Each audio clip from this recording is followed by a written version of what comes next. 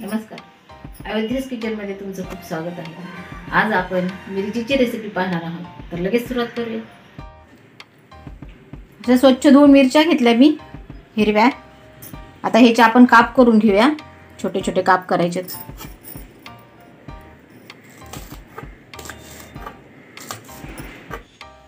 हे बघा, अशी मिरचीचे काप करून घेतले मी देठ काढून।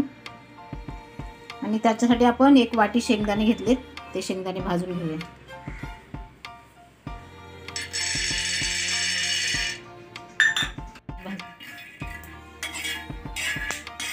ते खरपूस भाजून घ्यायचे शेंगदाणे, जरा थंड होऊ द्यायचे त्याला। हे शेंगदाणे मगाशी भाजून घेतलेले, थंड करून घेतले। असे जाड जाडसर आपल्याला हे कुटून घ्यायचे मिक्सरमध्ये। हे बघा, सर जाडसर मी असं कुटून घेतलं, जाड जाडच ठेवायचं, लय बारीक नाही करायचं त्याला। इथे मी लोखंडी तवा तापत ठेवलाय, 2 चमचे तेल टाकून घेऊया।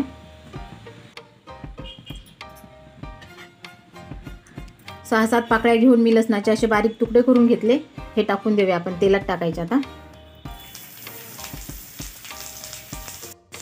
हे मिरचीचे काप केले होते ना, ते काप टाकून घेऊया। थोडासा लसूण लालसर झाला, मस्त खमंग वास यायलाय, टाकून देऊया।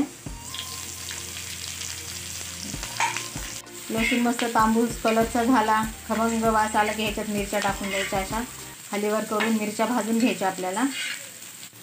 अशा थोड्याशा भाजत आल्या ना मिरच्या, भाजल्या की त्याच्यात थोडं आपल्याला मीठ घालायचंय, चवीपुरतं 1 चमचा मीठ घेतलंय।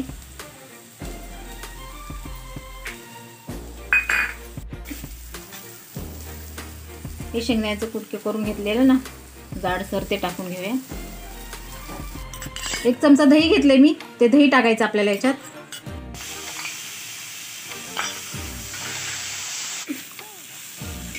इथे मी दही टाकून मग मिक्स करून घेतलं चांगलं।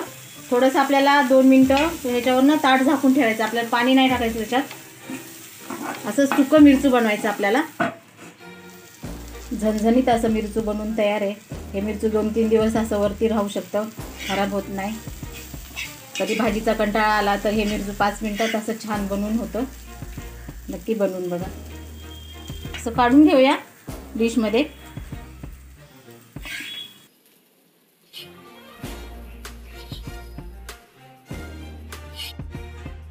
अशा प्रकारे माझं झणझणीत मिरचू बनवून तयार आहे, तुम्ही नक्की करून बघा।